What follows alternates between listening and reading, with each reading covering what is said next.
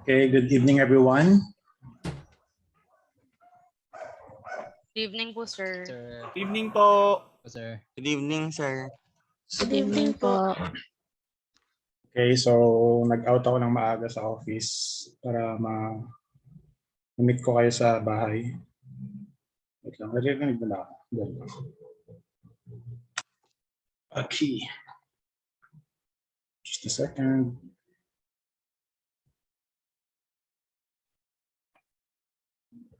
Mic test. All right.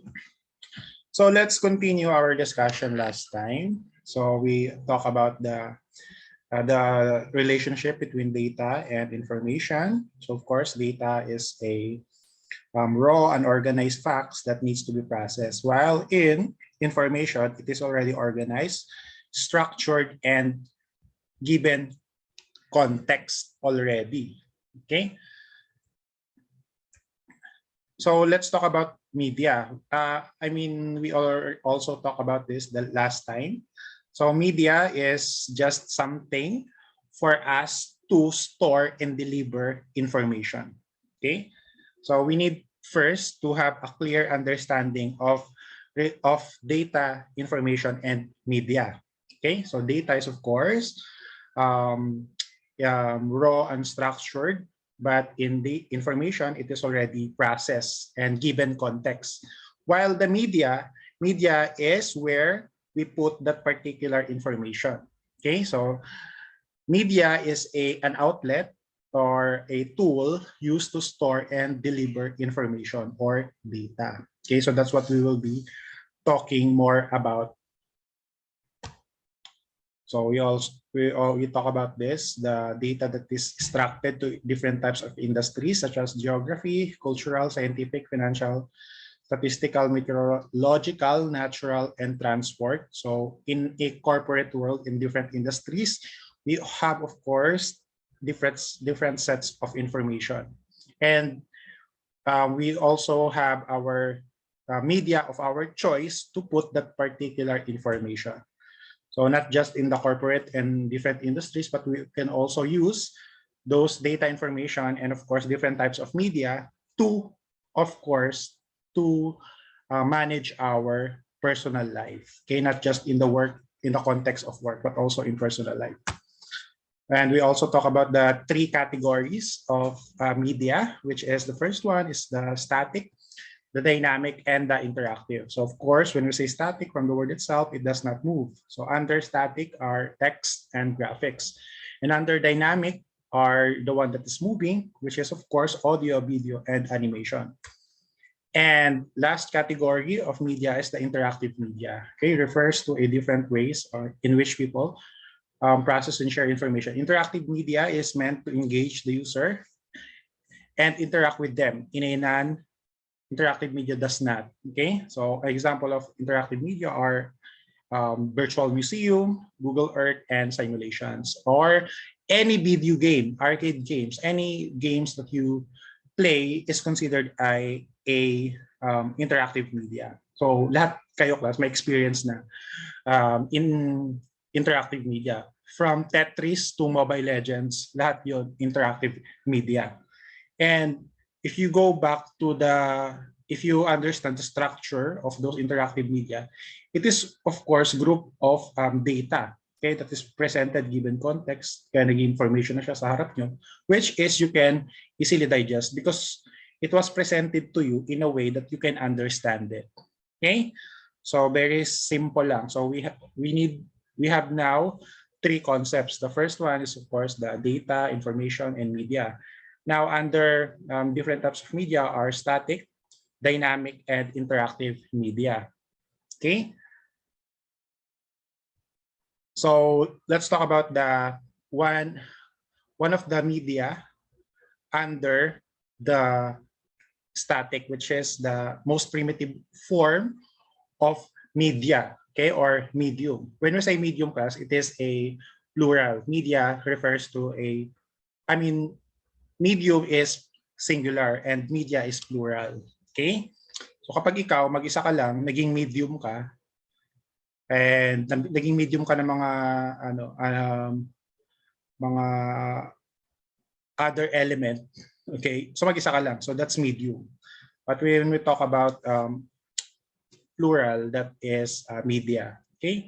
So text it involves the use of course, this is the most primitive way of storing and delivering information. So kapag merong something that you want to, of course, deliver, that is in a form of a text. That's the simplest form of, kaya nga may print media. Okay, so that is the most ancient way of delivering information. So that's your media of choice, which is the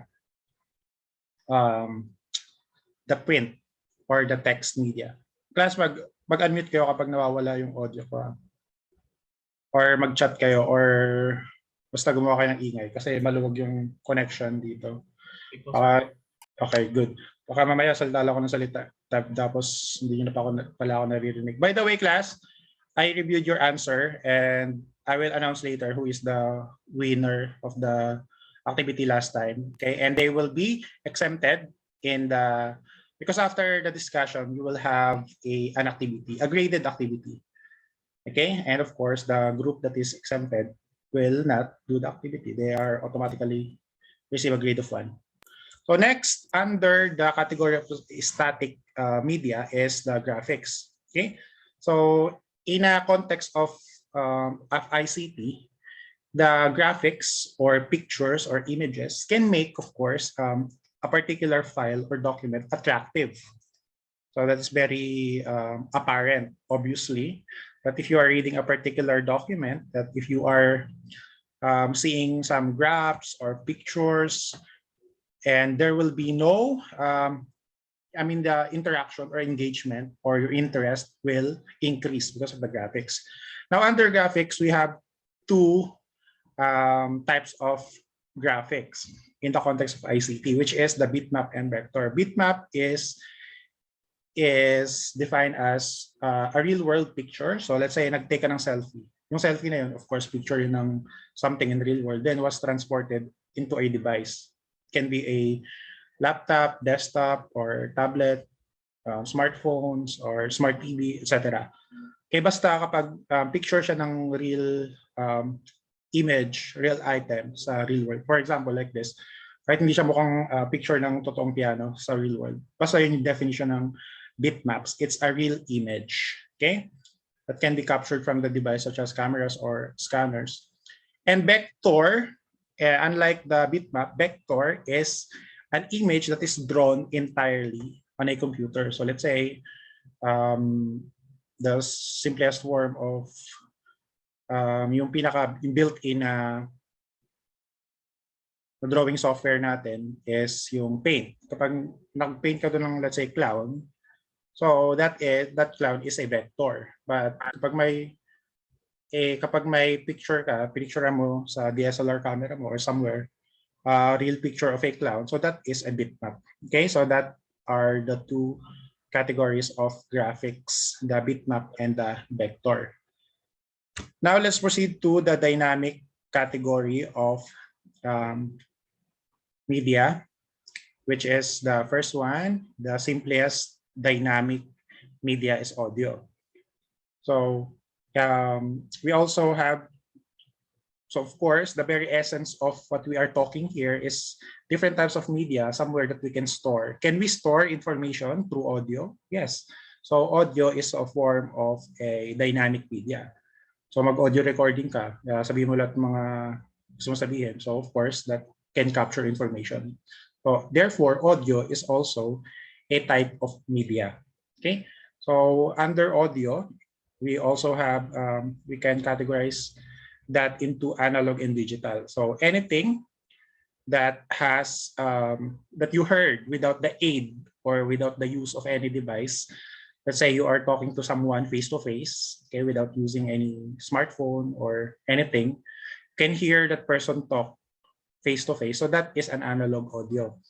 But if once it passes through any device, such as laptop, desktop, smartphone, etc., once it is processed by an electronic device, then that audio becomes digital. Okay.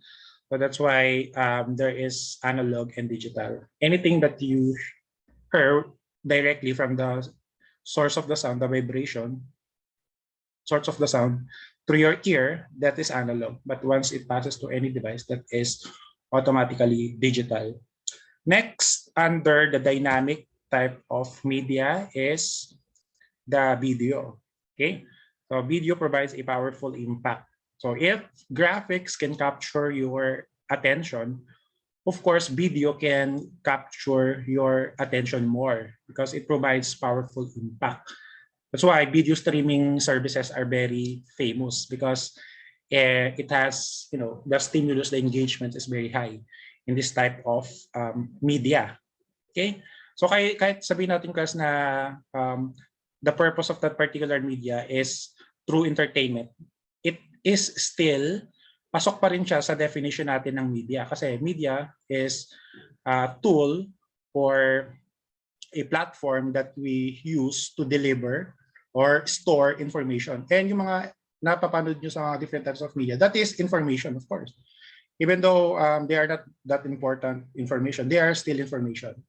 Information from the group of data that was processed, structured, and that is presented to you so that you can understand it.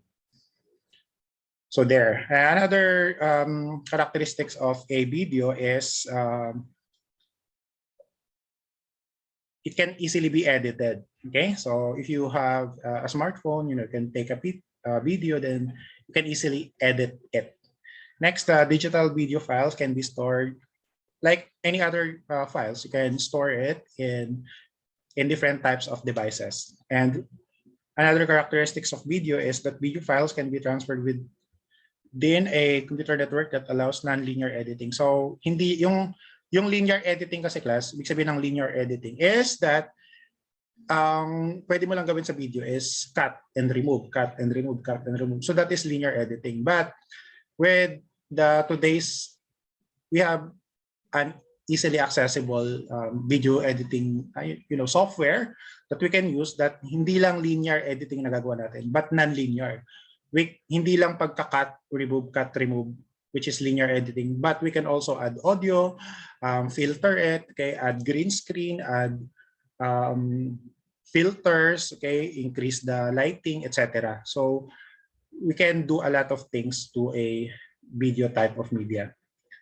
Though one downside of using video, so let's say you have chosen video as your source, as your media to deliver information, whatever information that you want. Maybe your ano bang gusto mong i-deliver na information, maybe documentation of something that happened to you, or you want to say something, you want to release an information. Kapag video yung ginamit mo,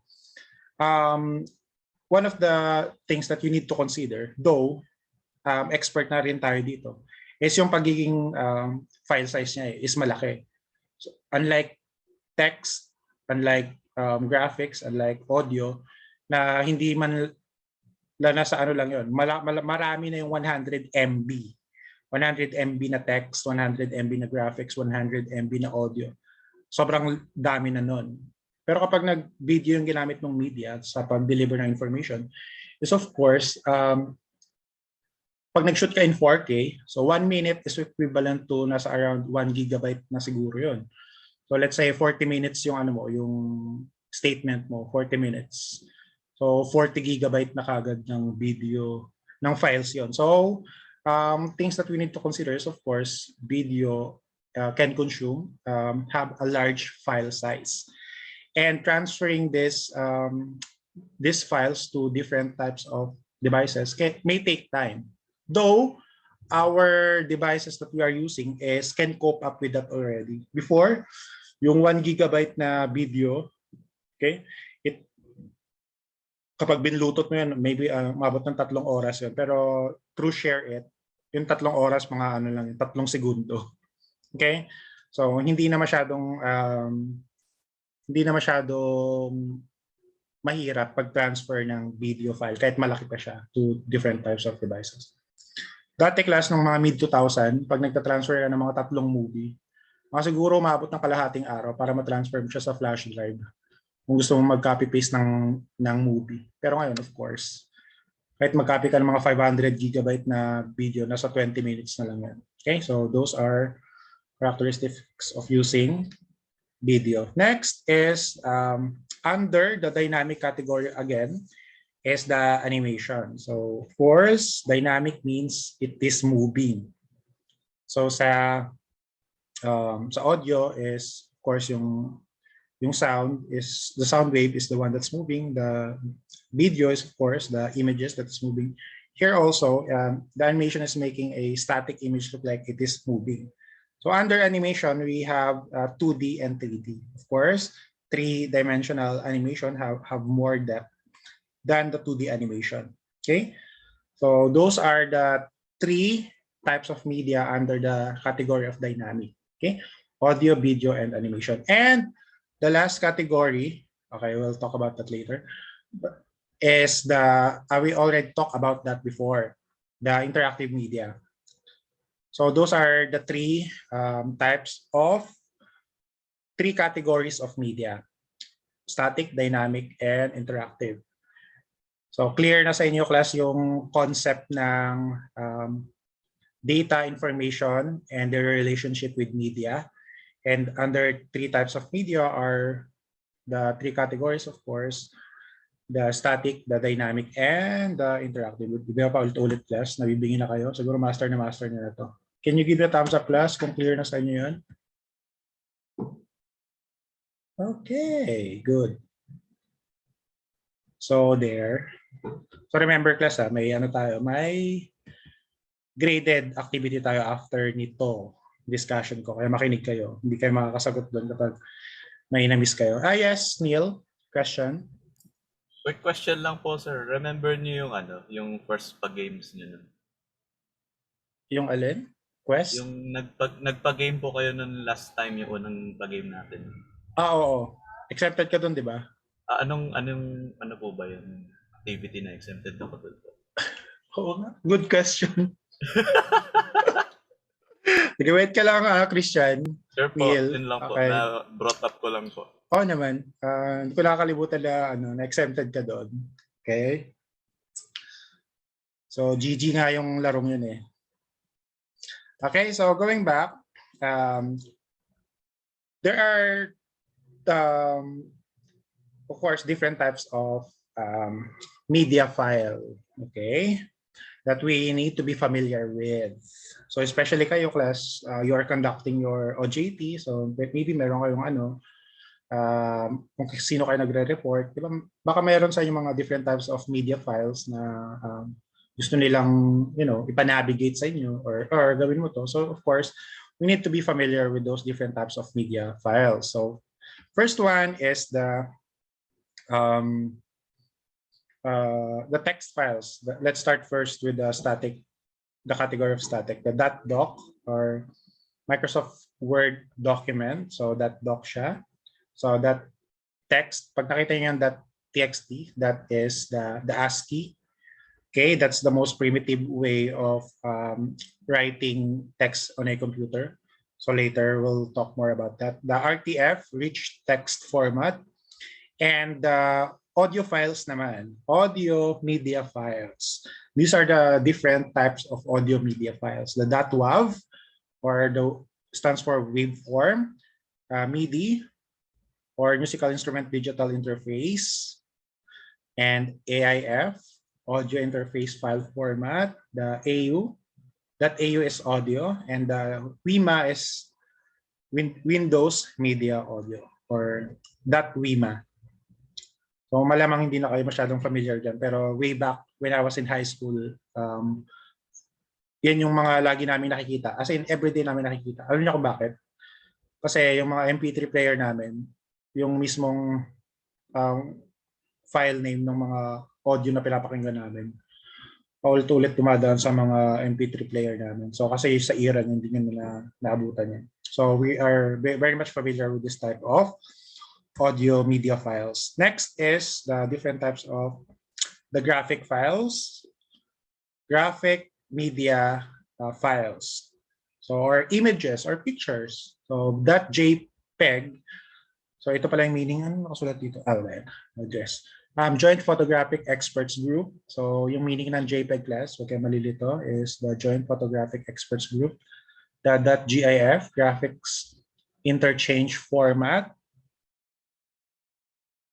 Now you might ask class na, sir, di ba yung GIF gumagalaw siya? Dapat wala siya sa graphics. Dapat sa animation siya, di ba? Kasi it is a moving animation. So, yes, you are correct. But it is also for graphics and animation. So 2-in-1 yung GIF. So TIFF, tag image file format.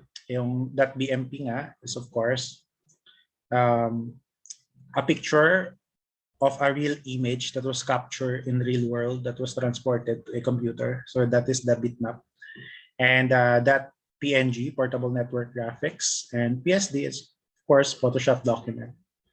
So that is the different types of files under images.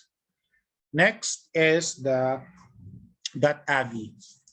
Different types of audio of video files. Okay, video media files. .avi stands for audio video interleave. .mov is QuickTime. This is the proprietary video format um, of certain I think it's for Apple or basta mayroong computer na proprietary nila yung QuickTime which is .mov. Next is the MPEG, which is Motion Picture Experts Group, and WMV or Windows Media Video. And last types of different types of animation media file are SWF, Flash and Shockwave, GIF. So nasa GIF din yung animation, graphics interchange format, and that SWI or animation swish format. So those are the different types of media files that you might encounter. Okay. So next, let's proceed now to the user interface principles. Okay, so the principles of user interface. So first one under the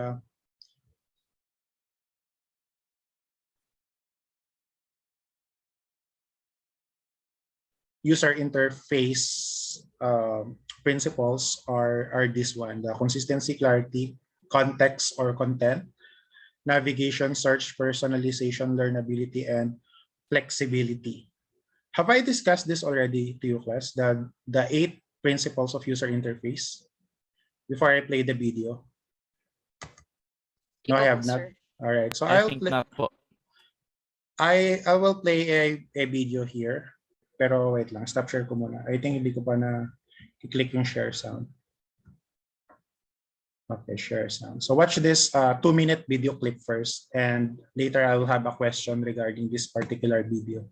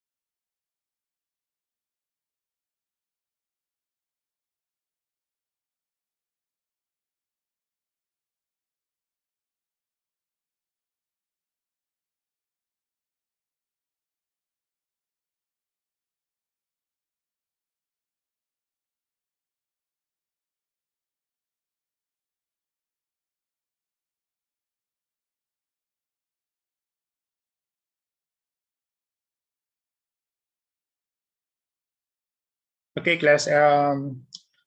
Type in the chat box. What is that one word that comes into your mind when you hear the word GUI or graphical user interface?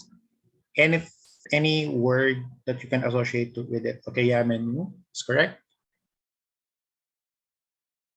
OS, correct. Display, yes, correct. Settings, OS, yes. How about the others? What comes into your mind kapag naisip niyong GUI? Okay, OS.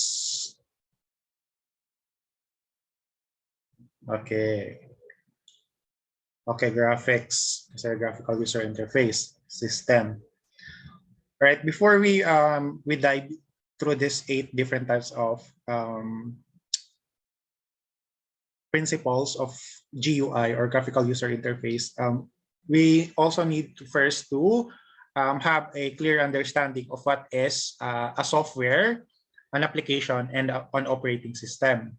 Okay, so we can categorize we can put in the same category the software, application, or even the games that you are playing. That can be in your smartphone, it can be your desktop, laptop. So we can categorize those 3, okay? So software, application, then games, interactive games that you are playing. It can range from Tetris um, to Mobile Legends to everything, okay? So now, another thing that we need to understand is the OS or the operating system, okay? So the metaphor of that, so itong 8 principles of graphical user interface, hindi lang siya applicable sa software, sa application, or sa, well, wag na natin sabihin na games kasi yung games is also a software. Okay? So, ano na lang natin yan? Software and application. So, hindi lang siya applicable sa software and application, but also applicable din siya sa user, sa operating system. Okay? So, we have now a clear understanding of what is a software, a application, and an operating system. So the metaphor of that nga is yung OS. We can say that that is the yung bahay. So it's like a house where kung saan nakatira yung different types of application and softwares. Okay? So hindi lang to applicable sa software but also in OS. So just one example here, the principle of the number 5, the search function. Okay, all software application and operating system have a search function. So dun sa nakaharap kayo ngayon sa laptop nyo, yung search function na inahanap nyo dyan is a function of the Windows OS. But if you open let's say in your smartphone, you open the Lazada or any e-commerce platform application, may search function din yan. Yung search function niya naman is nasa loob ng application or ng software. Okay? So, huwag kayong mako-confuse class sa software, application, and operating system. Okay? Operating system is of course where the software and application operates. Where an example of operating system is of course Windows, Mac OS, Android, iOS, and Linux. Okay, what is the proprietary OS of Huawei, class? Chat or unmute your mic if you know the answer. What is their proprietary Harmony OS OS? po, sir. Okay, yeah, that's correct. Neil, the proprietary OS of Huawei is Harmony OS. And how about Samsung? Did you know, class, that Samsung have their own OS? So syempre, ayaw din naman nila mag-rely lang sa Android. Kasi Android is an open source OS. So what if ni-restrict din sila sa paggamit ng OS? So yung OS na Android. So yung Samsung, mayroon din silang sariling operating system that they have. So do you know what's that? What's the OS of Samsung? Tizen. Okay, I haven't heard about that. But on mobile, so they have a Dati pa yung Tizen, I think, sir. Wait. yeah. Actually, the name of that particular OS, that proprietary from Samsung is Bada OS, if you can still remember that. So BADA. So Samsung is a Korean brand. So Bada stands for ocean or sea. So Bada OS is the proprietary operating system of Samsung. Okay. So those are different types of OS. And kapag application naman, sabi natin application, ano yan, kapag magbigay ka ng different types of software and application, ano yan, almost unlimited. Lahat ng ma-open nyo lang yung smartphone nyo. Yung first icon na makita nyo dyan, that is already a software, okay, or application. So dapat daw lahat ng 8 principles na ito is present doon sa operating system na yun or sa application and software na yun. So the principle of consistency, meaning there is an harmony. For example, based here, what is shown, again, there are different types of software class. We can categorize that into e-commerce platform, learning management system or LMS, productivity software, okay, such or video editing tools, or we also have those are different types of application that this is applicable. Ito nasa context siya ng learning management system. So for example, sa software na LMS na ito, yung lesson 1 niya, naka-highlight dito, is of course, kapag kinlik mo yung summary, ang summary na makikita mo is summary ng lesson 1. And kapag nag-proceed ka sa next page ng learning management system software na to, is nasa lesson 2 na. Pag kinlik mo yung summary, dapat summary rin siya ng lesson 2, hindi summary ng lesson 1. So there is a consistency, not just for function, but also for aesthetic wise. For example, sa landing page ng Facebook, so of course, Facebook is an application or a software. Kapag nasa login page kayo, di ba makikita nyo color blue siya? So aesthetics wise, yung sa login page pa lang, meron ng theme na color blue. Yung font ng mga ano niya is color blue. What will happen if kapag login nyo, the entire interface of Facebook is color red? So there is no harmony, okay? There is no consistency aesthetically wise. No, this is not just for function wise, but aesthetically wise. That it should harmonize. That may theme yung particular software na yon, okay? Or for example, yung Windows 11, di ba? I think the theme of the particular OS is simplicity. Okay? Ginawa niya siyang very simple na, okay? Pero of course, karamihan naka Windows 10 pa rin kasi takot pa sila mag-upgrade sa Windows 11. Okay, next is the principle of clarity, meaning clearness of labels on all icons to make the system easy to understand. Users should use relevant icons or graphics to indicate the information. So it should be clear what is the function of that particular icon and that particular software. Now, kung gusto nyong i-judge yung mga software na ginagamit nyo, such as, let's say, Messenger, Netflix, or kahit yung games na nilalaro nyo, does it follow the principle of clarity? Okay? Is it very clear that this particular function, kapag nakita nyo itong icon na to, it will do what it is supposed to do? Okay? So, for example, yung question mark, supposedly, kapag kinlik niyo yung question mark, what will happen, class? Doon sa application na ginagamit niyo. Pag may nakita kayong question mark, tapos kinlik niyo yun sa software na ginagamit niyo, what will usually happen? Okay, help. Okay, it will provide assistance or help into that particular field. So, kapag may ganyong option, dapat ang lalabas is, of course, is help. It will provide further information. Just imagine na lang, class, yung sa Facebook, di ba? Yung search function tsaka yung what's on your mind. Just imagine kapag nagkapalit yung function ng search at saka yung what's on your mind, di ba? Yung ini-stock mo, yun yung magiging status update mo kasi sinesearch mo siya. Tapos pagka-search mo, na-post mo na pala kasi nalito ka. Hindi mo alam na yung pala yung search function, not yung what's on your mind. So, di ba? Just imagine the disaster kapag nagkapalit yung, pag hindi clear yung positioning ng dalawang application na yon.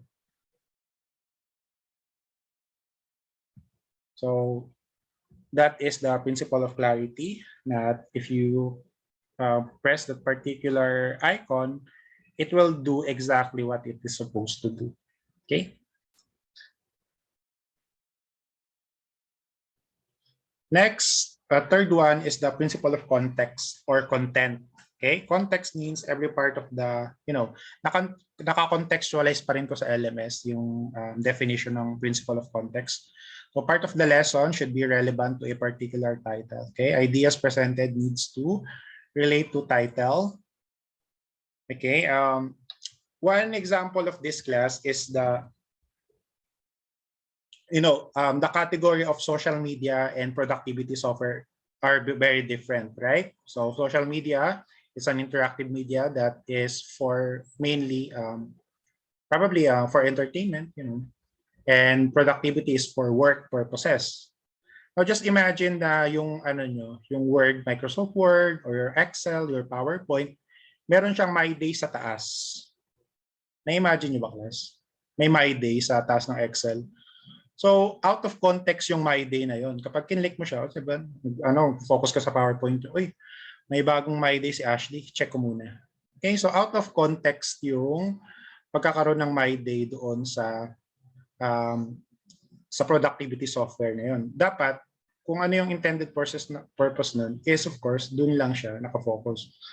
And another example, the context, dati class, kinuwento sa akin ng kaibigan ko, meron siyang Tinder account. Then, yung profile picture na doon is parang cap lang, hindi mukha niya. Tapos parang binlock ng Tinder yung profile niya. Kasi parang nade-detect ng system na nagtitinda siya ng cap. Of course, that particular application is for dating purposes, not for e-commerce platform. So out of context yung paglalagay niya ng cap doon kasi ni-imagine, nagbebenta ka yata eh. So i-block natin yan. So you do that in e-commerce platform such as Zalora, Shopee, and Lazada. Meron naman dati nag-viral class, di ba?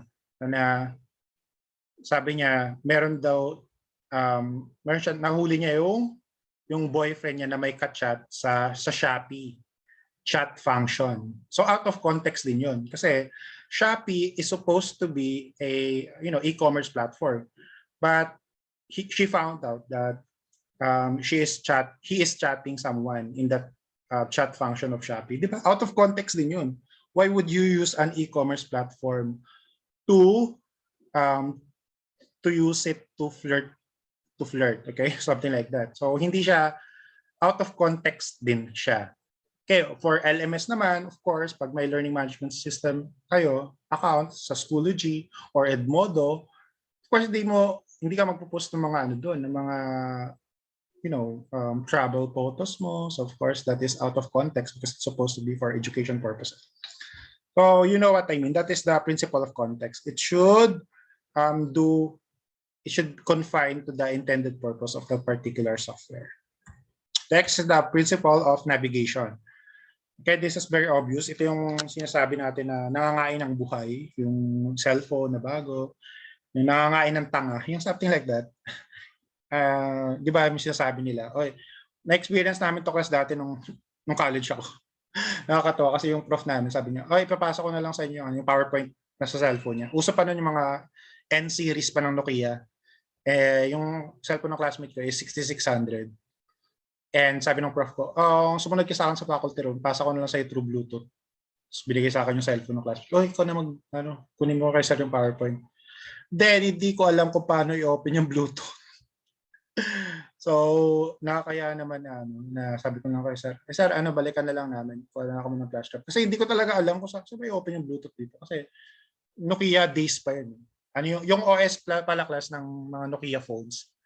before Android and iOS are Symbian OS. Symbian OS, the most common mobile OS before smartphones. Okay, so yung Nokia, yung OS niya si Symbian. Symbian, Symbian OS. So yun, kinain ako ng buhay nung cellphone na yun. Hindi ko alam kung paano. So maybe kung i-rate ko yung principle of navigation nun, siguro mga 3/10 kasi hindi ko talaga mahanap.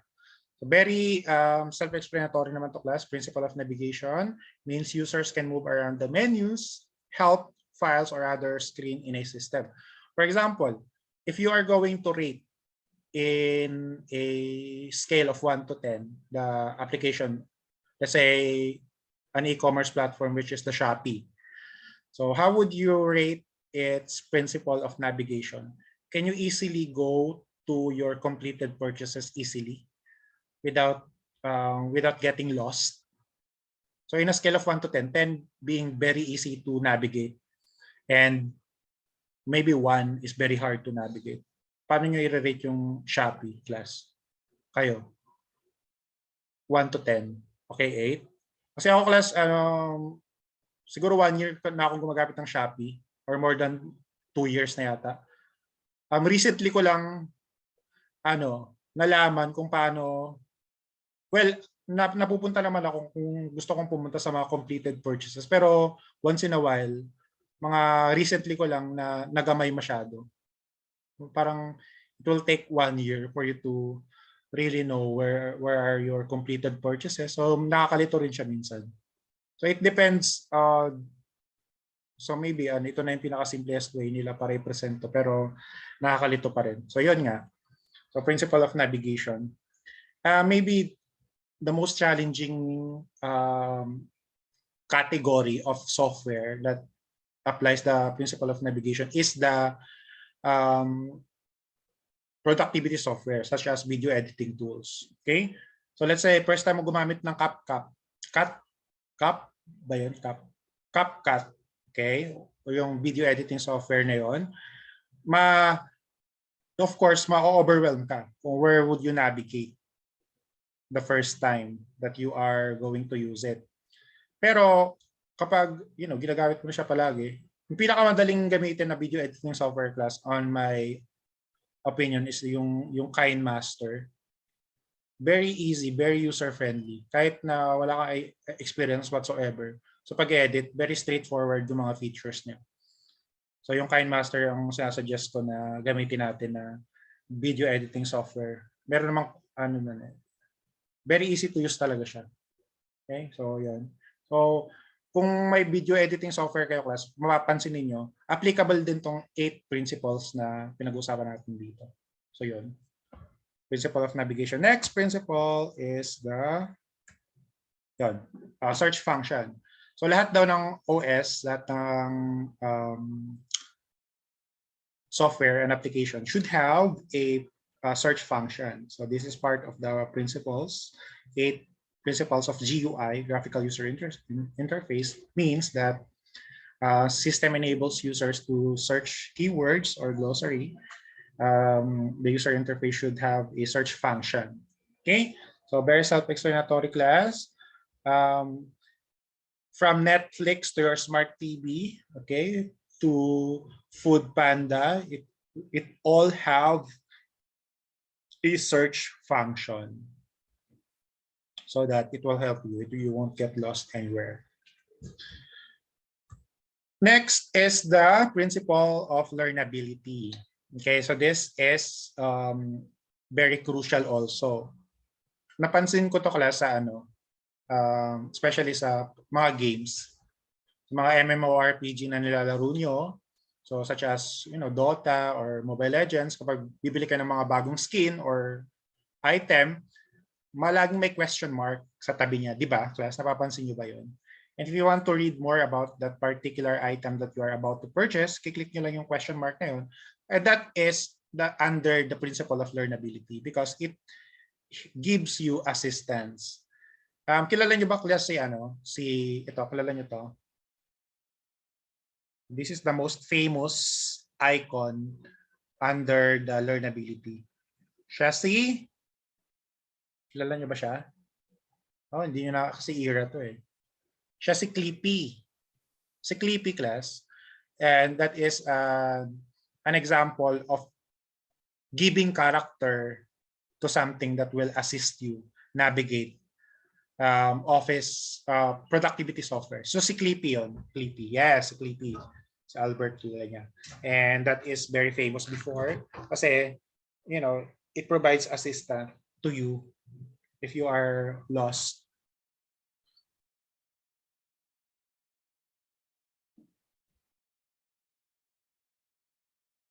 So it says here that Clippy is an animated part of Microsoft GUI or graphical user interface for its word processing program. So for productivity software, si Clippy yung learnability. Sa YouTube class, yung learnability, again, si Clippy kasi yung gamit niya lang to deliver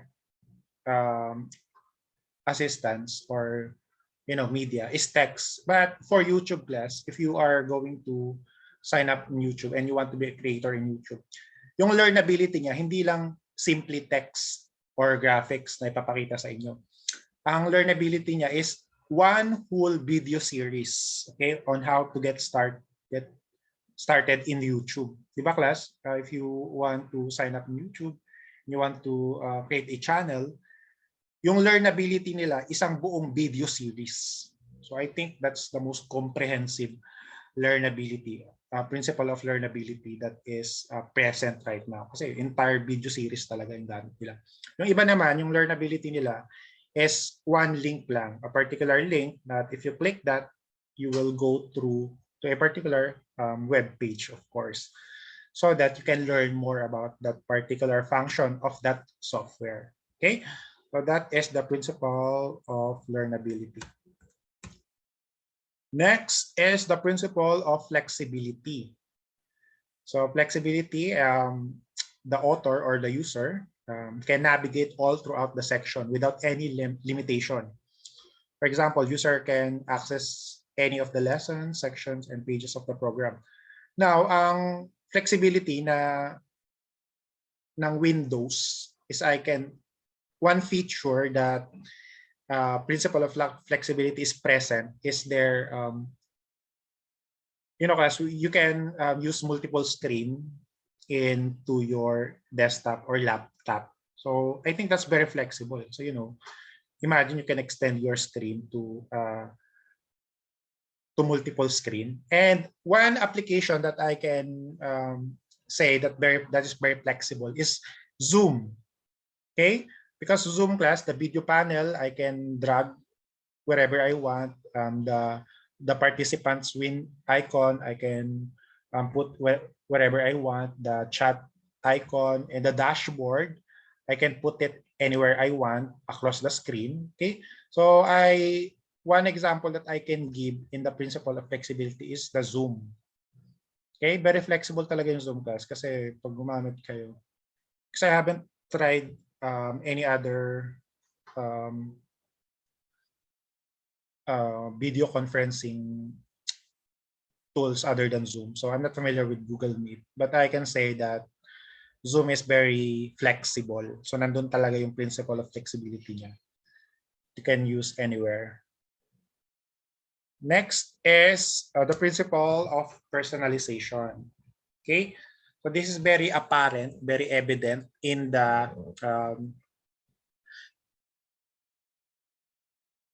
in social media software. Okay, personalization means the user can make their own personal or individual learning. Okay, naka-contextualize pa rin to sa LMS, Learning Management System. User can choose their display options. Sa Facebook account pa lang class, you have an option to, of course, to display your story, display your picture, change your display picture, change your profile picture, your cover photo, if you want to display your friends, etc. Okay, if you want to have your post in public or friends only or only you. So very evident yung personalization niya. Okay. Yeah, meron pa pala akong idadagdag class sa principle of navigation. Yung TikTok class, you know why TikTok is very successful? It's because they mastered the principle of navigation. Yung pag-scroll up nyo na yun, class, ano yun?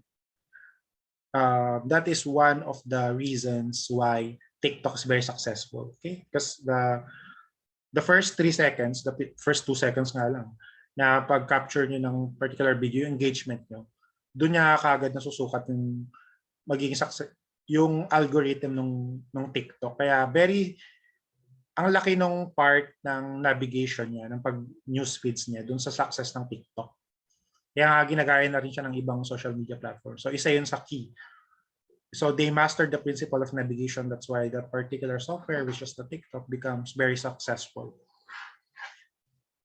So yun, crucial siya, class. Crucial yung 8 principles of graphical user interface to different software application and operating system that we are using.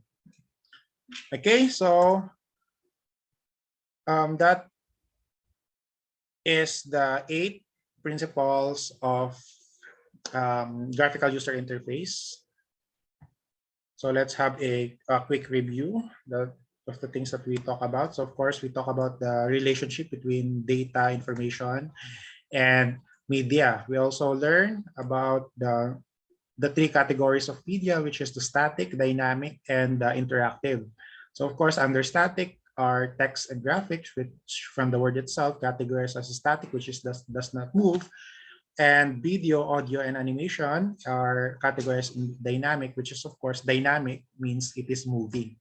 And the last category under media is the interactive media. Under interactive media is of course Google Earth, simulation, video games, arcade game, anything that you can interact with that particular media. So we talk about the different media files in text, graphics, audio, video, and animation. And we also talk about the 8 principles of user interface. Now, for the reveal of the winning group. Okay, may tanong ba kayo, class, before I reveal the winner? So that the exempted. Ito pala, class, yung yung papagawa ko sa inyo. Bibigay ko na lang kay KK yung link ng Google Form na sasagutan nyo. Okay ba, Kay? Naririnig ko pa ba ako, class? Baka mamaya wala na. Rinig po. Okay, good. Okay po, sir. Alright, sige. I-announce ko na ba, class, yung panalo? So, ni-review ko yung mga reasoning nyo. And na-amaze talaga ako kasi na-cover nyo yung maraming bagay. And ang winning group ay na hindi nagagawa ng Google Form activity natin. Automatic kuno na sila. Ay ang group 4. Wala ginalingan na naman ni Neil eh. Oh my God! So, 2 exempted ka na, Neil. Wait ka lang sa susunod mong exemption. Okay? Pero yung exempted ka dito sa activity na to. So, send ko sa'yo, Kay, after this session, yung sasagutan ng mga classmates. Don't worry, you have 2 weeks naman to complete that particular Google form. So, ang haba ng oras nyo. Sa June 7 pa yung deadline nun. Okay? So, no more question? Nagdala talaga, sir, yung tali po ni Epelinho. Yeah. Yung I like ko. yung mental health awareness nyo, di ba? Para, to keep your sanity. Yun talagang nagpanalo sa inyo. Kailangan talagang maglibang kahit na nasa gitna ka ng isla. Okay, so without any further ado, just open your webcam, class. And let's have a documentation.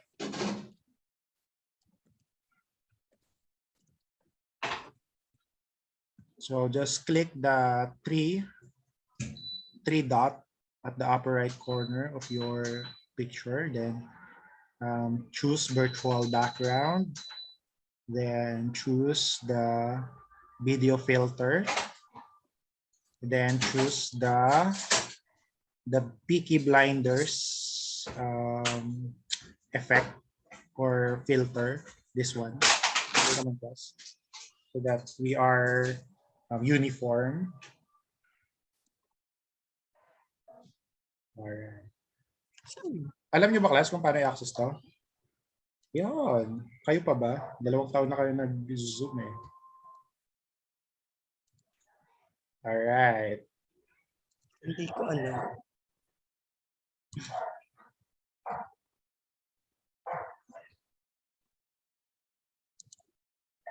Yung 3 dots, then video filter.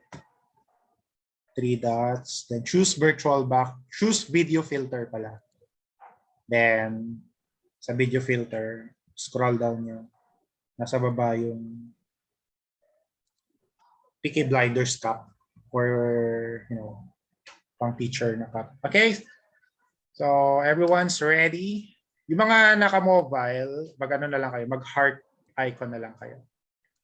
Then mag-smile kayo. 1, 2, 3, smile.